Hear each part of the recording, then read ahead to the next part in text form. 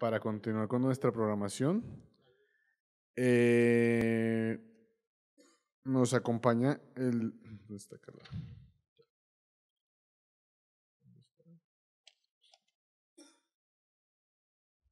Nos acompaña el doctor Alexander Álvarez Ortiz, médico internista, cardiólogo, electrofisiólogo, jefe del servicio de electrofisiología cardiovascular del Instituto del Corazón de Bucaramanga, con un tema muy importante para nosotros, pues para los médicos de atención primaria, es cuándo enviar al paciente con falla cardíaca al electrofisiólogo. Mi paciente necesitará el implante de un cardiofibrilador. Adelante, Alexander. Muchas gracias.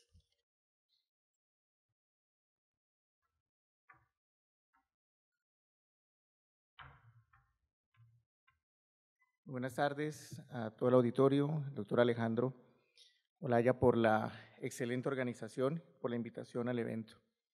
Vamos a tocar un tema importante en nuestro medio, todo nivel, en nuestro país y a nivel mundial, dado que la falla cardíaca y el riesgo de muerte súbita se ha convertido en una pandemia demasiado clara en diferente grupo etario.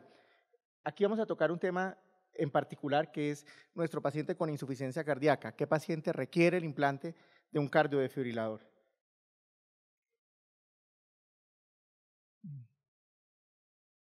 No. No. No. Algunos conflictos de intereses, pero para esta conferencia no tengo ninguno. ¿Cuándo remitir a un paciente para el implante de un cardiodefibrilador en el contexto de una insuficiencia cardíaca? Hay que tener en cuenta que el riesgo anual de falla cardíaca y de muerte súbita es variable. La incidencia en términos generales de falla cardíaca es de aproximadamente 3 a 5% por año. Aproximadamente el 50% de los pacientes mueren que han presentado un evento por muerte súbita, fallecen durante los primeros 5 años, casi la mitad de estos pacientes. 250,000 muertes ocurren cada año en Estados Unidos, de ellos 100,000 casos ocurren de una manera súbita y se ha encontrado que muchos de esos pacientes son llevados a trasplantes cardíacos cada año en Estados Unidos. En términos generales, hay una presentación antagónica en algunos de estos resultados de las diferentes series. Se estima que en la población general, en promedio, tiene un número de casos o de eventos de mortalidad global de aproximadamente 300,000 casos. Sin embargo, esto es lo que ocurre en la población en general. En la medida en que el paciente incrementa su riesgo de muerte súbita, riesgo de presentar eventos cardiovasculares, tales como la disminución en la fracción de eyección, arritmias ventriculares, enfermedad coronaria, cardiopatía estructural, este número de eventos disminuye significativamente, pero la proporción o el riesgo se incrementa. No sé si me entiendan, pero lo que quiero decir es que en la población general, aun cuando ocurre un mayor número de eventos de mortalidad, esa población general usualmente tiene un riesgo mucho más bajo de que se muera súbitamente. Sin embargo, cuando analizamos por subgrupos en las diferentes series, encontramos que aquellos pacientes que tienen una mala función ventricular, que han tenido un evento de muerte súbita o un arresto cardíaco previamente o tienen factores de riesgo para presentar muerte súbita, ese mismo riesgo se incrementa aun cuando el número global en la población general es mucho más bajo.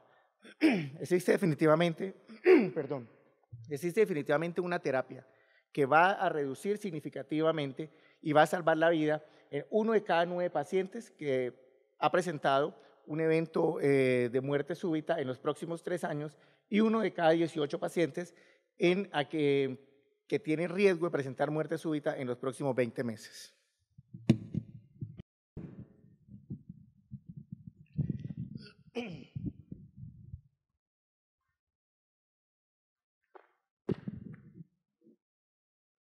Tenemos entonces que el desfibrilador es un dispositivo que definitivamente se asocia a una reducción significativa de las tasas de mortalidad en este tipo de pacientes. Este es el dispositivo que definitivamente va a reducir las tasas de mortalidad en prevención primaria y en prevención secundaria.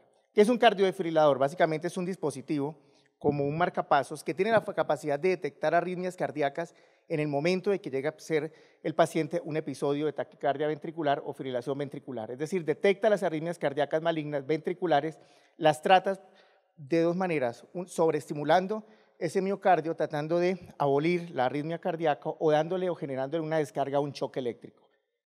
Permite abortar los episodios de muerte súbita y tiene función de marcapasos si lo requiere.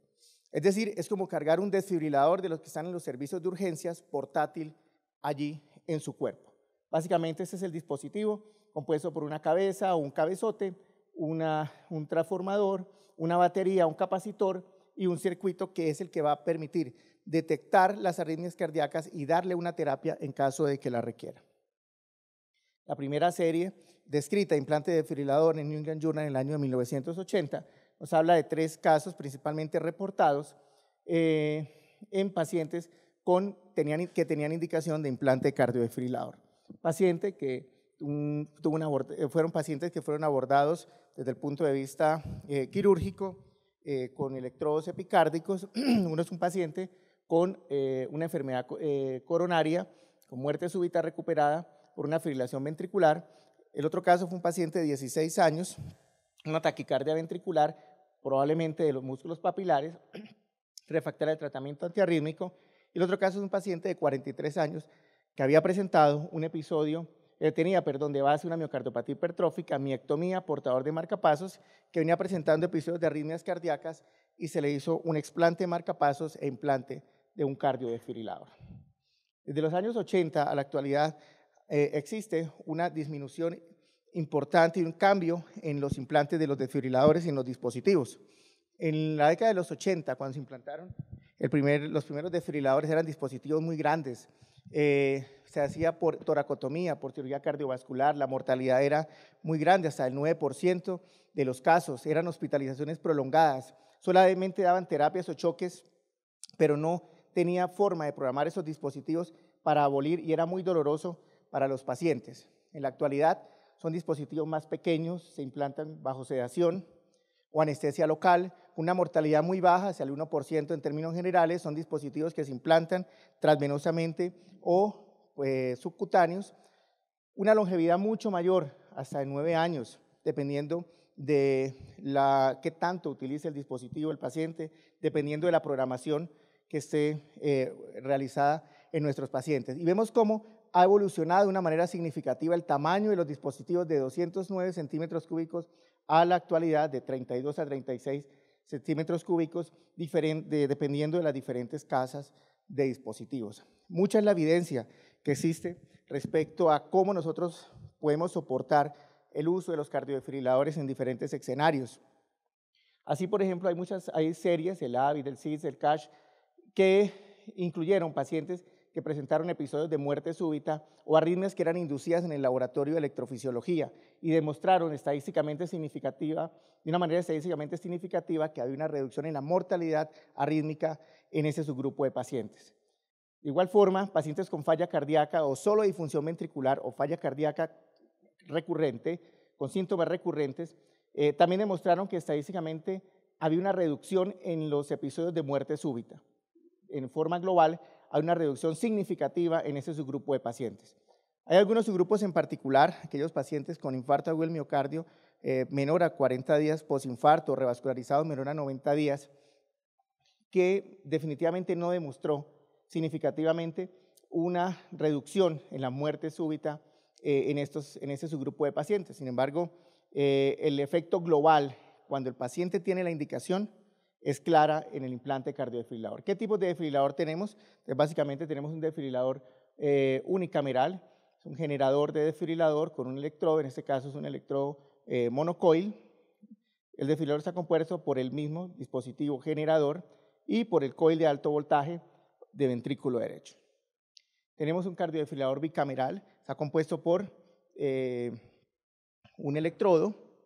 En este caso es un bicameral es un monocameral doble coil, un coil en este lado, en la vena cava superior, y un coil a nivel del ventrículo derecho. Un cardiodesfibrilador bicameral compuesto por 2 electrodos, un electrodo en la aurícula derecha y un electrodo en el ventrículo derecho. Un electrodo bicameral monocoil que permite realizar el arco eléctrico entre el ventrículo derecho y la carcasa del dispositivo. Tenemos los electrodos, los cardiodesfibriladores subcutáneos, Son dispositivos que se implantan a nivel de la región lateral del tórax izquierdo con un electrodo, un coil externo que permite detectar arritmias cardíacas, básicamente fibrilación ventricular y dar un choque eléctrico. No permite la estimulación de marcapasos en estos pacientes, no permite la resincronización cardíaca, tan solo permite dar el choque en el contexto de un paciente que presenta fibrilación ventricular. Está compuesto por un generador, está compuesto por un electrodo. Tenemos los desfibriladores con parches epicárdicos, son desfibriladores dispositivos que se implantan por toracotomía. Son parches externos a nivel del epicardio que se conectan al generador, al generador del desfibrilador, tienen la misma función de un marcapaso epicárdico, pero con el beneficio de dar choques eléctricos y de permitir la sobreestimulación en estos pacientes. Tenemos los chalecos salvavidas, son chalecos que se implantan en pacientes con alto riesgo de muerte súbita, pero que no cumplen totalmente los criterios para implante del cardiodefibrilador. Aquellos pacientes a quienes se les ha removido o se les ha extraído el generador del cardiodefibrilador tienen procesos infecciosos y están en una ventana para el nuevo implante. Estos dispositivos, se presume que George Bush tenía un cardiodefibrilador, ha presentado un episodio de muerte súbita y se le colocó un chaleco salvavidas desfibrilador, mientras se esperaban por lo menos los 40 días posinfarto o 90 días por revascularizado antes de definir definitivamente si necesita el implante de un cardiodefibrilador. ¿Qué debo saber para indicarlos? Primero que todo, la clase funcional. ¿De qué parámetros se deben tener en cuenta para definir si el paciente cumple los criterios para implantar un cardiodefibrilador? Primero que todo, la clase funcional, es decir, cómo está nuestro paciente con falla cardíaca, cómo está, además de la función ventricular, medida por fracción de eyección por ecocardiografía. Pues, ¿cuáles son los síntomas relacionados? Clase funcional 1, aquel paciente que tiene una disfunción ventricular, pero está totalmente asintomático. Clase funcional 2, aquel paciente que tiene disfunción ventricular, pero disnea de palpitaciones con actividades cotidianas. Clase funcional 3, aquel paciente que tiene una limitación marcada para su actividad física cotidiana. Y clase funcional 4 es aquel paciente que es incapaz de realizar sus actividades cotidianas como vestirse o incluso caminar y que presentan síntomas incluso en reposo. ¿Por qué es importante la clase funcional? Y es claro, y hay muchas series que muestran la asociación entre falla cardíaca y la clase funcional. Así los pacientes que tienen una clase funcional 2 principalmente se mueren de muerte súbita. Tienen algo de reserva miocárdica que hace que sea un sustrato importante de generación de taquicardia o fibrilación ventricular. En cambio, los pacientes que están en clase funcional 4 están muy mal, muy comprometidos. Pacientes que están en estadios terminales de su insuficiencia cardíaca principalmente se mueren de falla cardíaca. No se mueren tanto de muerte súbita, aunque sí lo hacen, pero principalmente se mueren de falla cardíaca y de las complicaciones que presentan los pacientes por falla cardíaca, hospitalizaciones principalmente. ¿Qué consideramos manejo óptimo? Lo otro que debemos tener en cuenta, además de la falla cardíaca, es si el paciente está recibiendo tratamiento óptimo para falla cardíaca. ¿Qué es el manejo óptimo para falla cardíaca? Es importante tener en cuenta 4 aspectos importantes, y esto es lo que dicen las guías actuales. Debe estar recibiendo por lo menos un betabloqueante recomendado en los diferentes estudios para el tratamiento de insuficiencia cardíaca, nebivolol, metoprolol, carvedilol, un inhibidor o un antagonista de la aldosterona, espironolactona o plerenone, y está recibiendo por lo menos una enzima, un IECA o un ARA2. Y actualmente la guía recomienda la inclusión del sacubitril valsartán. Entonces, básicamente el paciente debe recibir beta bloqueador, un antagonista de la aldosterona y un ARA2 o un IECA o sacubitril valsartán. ¿Qué es tener un paciente con manejo óptimo para falla cardíaca? Entonces, hay 3 grandes series que trajimos, 4 grandes series que traigo aquí a colación, y el número o el porcentaje de la forma como el paciente esté medicado es muy variable en las diferentes series. Lo más consistentemente que hemos encontrado es el uso de ARA2 y los IECAS en las diferentes series que oscilan por encima están por encima del 85%, el Definite, el SUDENDEF, el Companion y el Danish. Los betabloqueadores es variable, sin embargo, debiéramos tener por lo menos el 80 o 90% de manejo médico óptimo para falla cardíaca que incluya por lo menos un betabloqueador. Y los antagonistas de la aldosterona es lo que hemos visto que en las diferentes series es muy variable. Recordemos los resultados del RAILS por el año 2003 y muchos de estos pacientes incluyeron pacientes, valga la redundancia, que venían en tratamiento ya crónico para su insuficiencia cardíaca, quizás por eso los resultados no son tan elevados. ¿Qué es lo recomendado? ¿Qué dicen las guías respecto al tratamiento óptimo para falla cardíaca? Recomiendan las guías actuales que se recomienda un tratamiento óptimo para falla cardíaca, aquel paciente que tiene una fracción de eyección por debajo del 40% y que reciba por lo menos un betabloqueador, que reciba un antagonista de la aldosterona o un IECA o un ARA2 o un antagonista de los receptores de neprilicina, es decir, el sacubitril/valsartán. ¿Qué es lo otro que debemos tener en cuenta? Entonces, primero, clase funcional. Segundo, que el paciente tenga un tratamiento óptimo para falla cardíaca. Y tercero, la sobrevida. O sea, que tengamos paciente para poder implantar este tipo de dispositivos. Nada sacamos con implantar un dispositivo, un paciente se muere al mes, a los 2 meses, a los 3 meses, no vamos a impactar en la morbilidad ni en la mortalidad de los pacientes, incrementando los costos y afectando nuestro sistema de salud. Hay varias herramientas, las tablas, la escala de Framingham, hay muchas escalas que podemos utilizar nosotros para determinar la sobrevida en los pacientes. Aquí traigo sencillamente un ejemplo de una escala que se puede bajar por internet, una de las aplicaciones que permite establecer la sobrevida en los pacientes teniendo en cuenta algunos de los parámetros clínicos y del examen físico de nuestros pacientes y de la medicación que esté recibiendo para poder establecer cuál es la sobrevida de los pacientes en unos 5 o 10 años. ¿Qué es la muerte súbita? Es otro de los aspectos importantes que debemos tener en claro para poder manejar ese tipo de pacientes. Es la muerte sin explicación ocurrida entre las primeras horas del inicio de los síntomas o que ocurre en pacientes que se encontraban aparentemente bien en las primeras 24 horas del inicio de los síntomas y que presumiblemente se considera que puede ser por una arritmia cardíaca o por una catástrofe hemodinámica. A eso llamamos muerte súbita. ¿Qué definimos? ¿Cuál es la definición de prevención primaria o implante cardiofibrilador en prevención primaria? Es aquel paciente a quien le implantamos un desfibrilador con intención de prevenir la muerte súbita en quien no ha presentado ni arresto cardíaco o taquicardia ventricular sostenida, pero que tiene factores de riesgo para presentarlo. Eso es muerte súbita. Aquel paciente que no ha presentado síntomas de muerte súbita, que no ha presentado los episodios de muerte súbita. ¿Qué es prevención secundaria? Es aquel paciente a quien le implantamos un cardiodefibrilador en el contexto de un arresto cardíaco, taquicardia ventricular sostenida o síncope presumiblemente asociado a una arritmia ventricular. A eso denominamos prevención secundaria. ¿Cuáles son las indicaciones? Entonces vamos a tener en cuenta las diferentes indicaciones, lo hemos dividido de una manera esquemática para poder entenderlos. Paciente con cardiopatía isquémica, prevención primaria, prevención secundaria. Paciente con cardiopatía no isquémica, prevención primaria, prevención secundaria.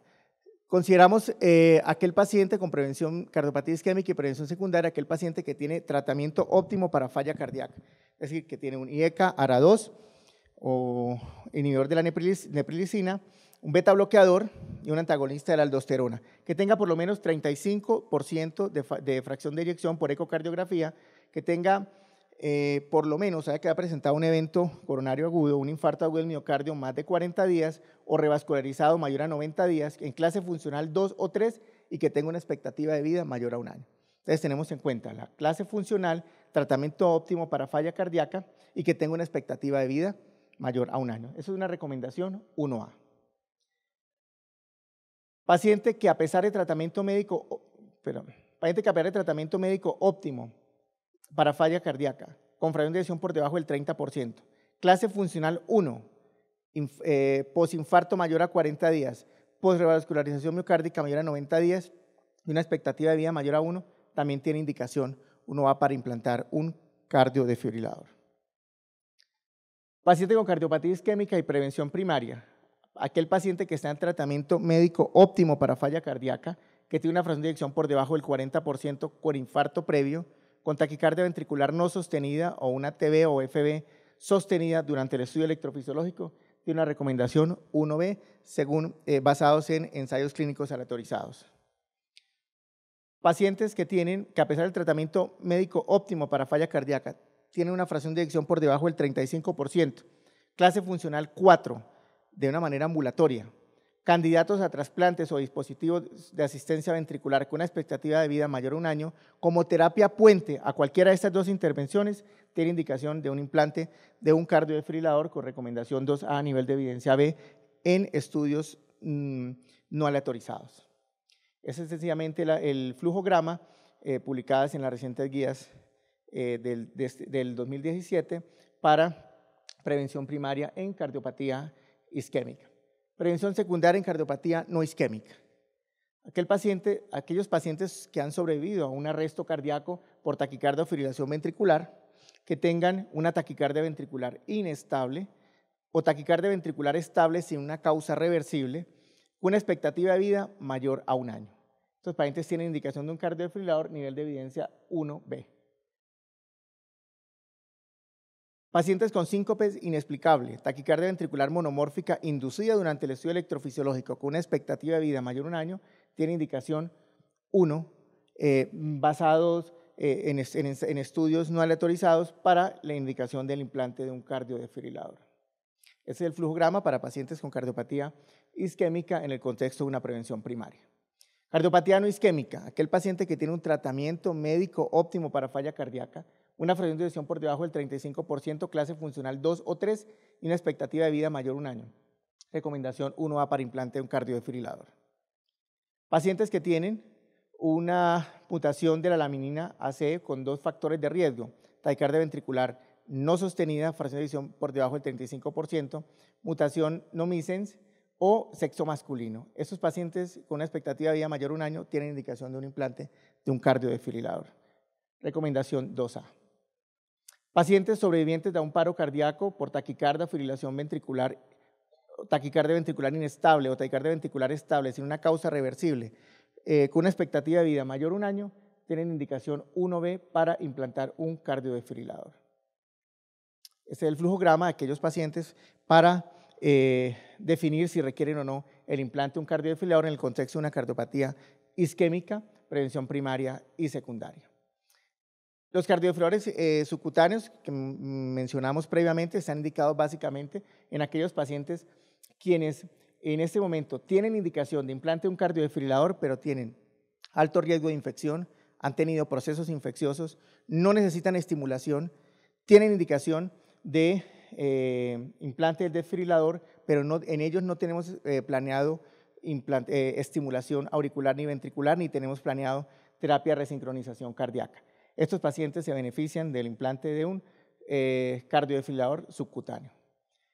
¿Qué dicen las guías respecto al chaleco salvavidas desfibrilador? Básicamente, ¿en quién está indicado? En aquel paciente que tiene ya historia de implante cardiodefibrilador, pero que se le ha extraído el desfibrilador por algún motivo, como un proceso infeccioso, y estamos a la espera de implantar un nuevo dispositivo. O aquel paciente que tiene alto riesgo de implantar un cardiodefibrilador, riesgo de muerte súbita, pero que no cumple todos los criterios y que están esperando si se define o no los 40 días posinfarto, los 90 días de revascularización, o que presumimos o no estamos seguros que la fracción de eyección vaya a permanecer por debajo del 30 o 35%, como en algunos casos como miocarditis aguda o algunas miocardiopatías probablemente atibriles, que es una causa secundaria, o que tenemos un paciente con mala función ventricular, estamos dentro del contexto de los 40 días posinfarto o 90 días por revascularización, pero tiene una infección sistémica. Es decir, no cumple todavía los criterios, pero tiene alto riesgo de presentar muerte súbita. Nos preguntamos si los pacientes con Chagas realmente cumplen esos criterios. Realmente, pues, me tomo 2 minuticos para hablar algo de la cardiopatía chagásica, de donde yo vengo, Bucaramanga, donde realmente existe mucho Chagas. Tenemos que en Colombia aproximadamente 0.9% es nuestra prevalencia de presentar cardiopatía chagásica en términos generales en Colombia. Adicionalmente hay zonas importantes de Chagas como Santander, Casanare, Arauca, norte de Santander, donde estamos completamente seguros que la cardiopatía chagásica es mucho más frecuente y es la principal indicación de implante cardiodefibrilador. En Santander es la principal indicación, no es la cardiopatía isquémica ni la cardiopatía no isquémica, es la cardiopatía chagásica. En Santander hay zonas que colindan en el sur del departamento con el norte del departamento de Boyacá, en donde la prevalencia oscila hasta el 50 y el 60% de serologías positivas para los pacientes con enfermedad de Chagas. Y hemos implementado una serie de estrategias para definir si el paciente tiene riesgo de presentar o no muerte súbita, porque definitivamente la fracción de eyección en el contexto de una cardiopatía chagásica no es el mejor valor. Y por eso se han tratado de implementar una serie de estrategias para definir si el paciente tiene alto riesgo de muerte súbita y definir implantar tempranamente un cardiodefibrilador. Y hay mucha la evidencia que existe sobre las ventajas de implantar un desfibrilador o no, y seguimos implantando pacientes con cardiopatía chagásica, jóvenes con 50-55% de fracción de eyección que no cumplen los criterios del 35% que recomiendan las guías. Por tanto, en nuestro medio es un dato importante que debemos manejar y definir. Llama la atención que las guías del 2015 mencionan la cardiopatía chagásica para implantar los desfibriladores en aquellos pacientes, considerar el implante del cardiodefibrilador en pacientes con cardiopatía chagásica con fracción de eyección por debajo del 40%, manejo óptimo para falla cardíaca y que tenga una expectativa de vida mayor a un año. En nuestra institución tenemos una cohorte que se llama el cohorte multichagas, en el cual estamos siguiendo 723 pacientes con cardiopatía chagásica, con serología positiva, de los cuales hemos implantado 333 dispositivos, 46% de esta cohorte tienen implantados algún dispositivo, lo que dice la literatura. Casi la mitad de los pacientes con Chagas tienen trastornos del ritmo cardíaco. 390 pacientes, 54% no tienen implantados dispositivos, aparentemente están en fase indeterminada. De estos pacientes, de esos 333, ¿qué vemos? 187 pacientes, es decir, el 56%, tienen implantados un cardiodefibrilador. Principalmente hay una relación hombre-mujer casi similar. Sin embargo, en los pacientes que hemos resincronizado, que fueron 25, que es el 8% de nuestra cohorte, definitivamente son más frecuentes los hombres que las mujeres, y en promedio, entre los 45 y los 75 años, es el grupo etario en el cual hemos implantado esos desfibriladores. La principal causa de implante de desfibrilador sigue siendo la prevención primaria, el 61%, el 39% prevención secundaria de estos 187 pacientes quienes hemos implantado. ¿Qué vemos? Perdón, le doy la espalda, pero es importante recalcar que en pacientes, cuando hacemos los análisis por subgrupos, en los pacientes por encima del 40% de la fracción de eyección, entre 40 y 50 y por encima del 51%, representan el 36% de la indicación de implante de desfibriladores. Lo que entonces, ¿estos pacientes son iguales a la población normal de cardiopatía isquémica o no isquémica? Muy probablemente no. Necesitamos otra serie de factores que nos permitan determinar si realmente debemos estratificar más tempranamente, y ese es el objetivo de nuestra cohorte multichagas en nuestro departamento. ¿Qué hemos visto de estos pacientes a quienes les implantamos los cardiodefibriladores? Que en los pacientes a quienes implantamos como prevención primaria, realmente el 35% hicieron algún tipo de taquicardia ventricular. Hubo sobreestimulación por ATP o sobreestimulación para quitar la taquicardia. El 8% presentaron episodios de fibrilación ventricular y el 22% tenían choques inapropiados por fibrilación auricular y taquicardia auricular. Pero mire lo que pasa en pacientes con prevención secundaria. El 51%, ya no es el 35%, sino el 51%, ya tenían taquicardia ventricular y dio terapia al dispositivo. Ya pasamos de un 8% a un 19%, lo que dice la literatura, se duplica el riesgo de muerte súbita cuando el paciente presenta una prevención secundaria. Y por choques inapropiados del 22% al 42%, lo que está en relación con más fibrilación auricular, taquicardia flóter auricular, que nos habla de un deterioro de la función ventricular. Luego entonces necesitamos estrategias para certificar la muerte súbita en cardiopatía chagásica, muy probablemente sí. Finalmente vamos a presentar este caso clínico.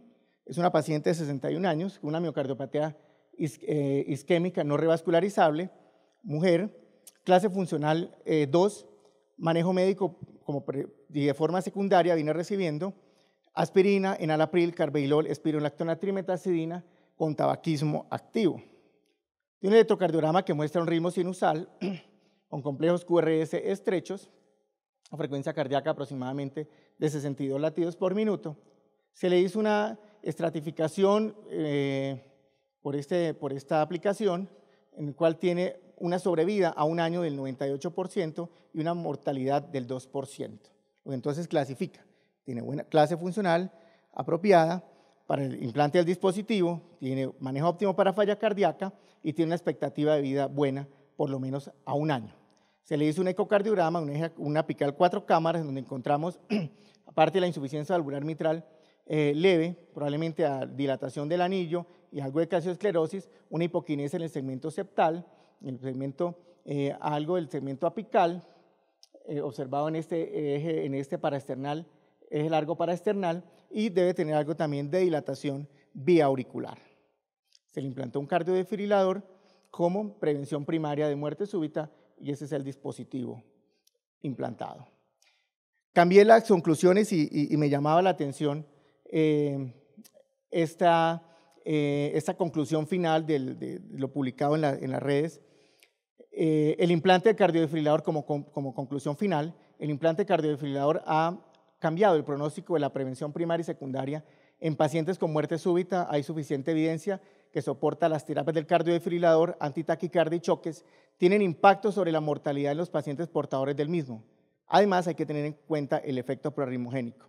Esta es la conclusión de mi tesis de grado como electrofisiólogo y está publicada en revista médica WIS y la acabo de tomar como conclusión final de mi conferencia. Muchas gracias.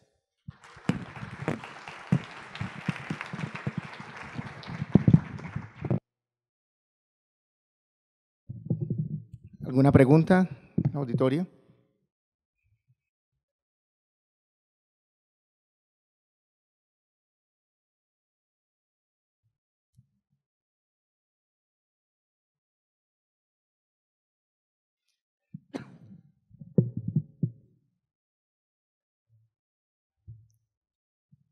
Buenas tardes, doctor.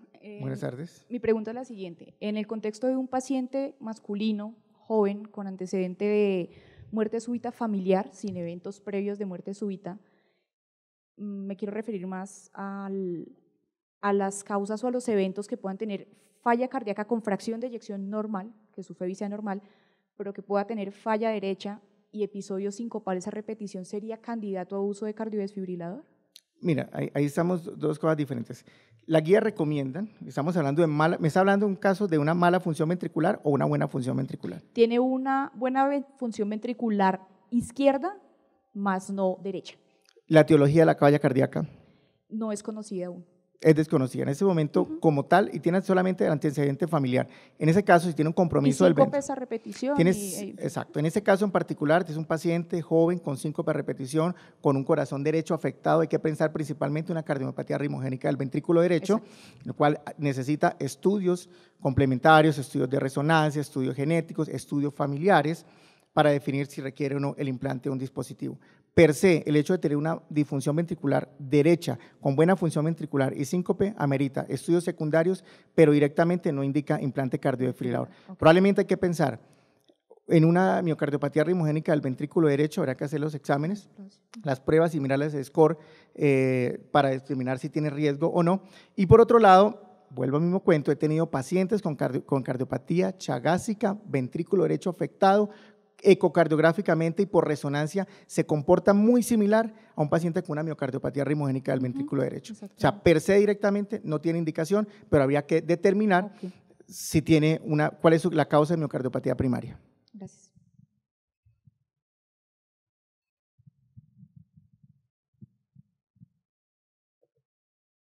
Bueno, muchas gracias.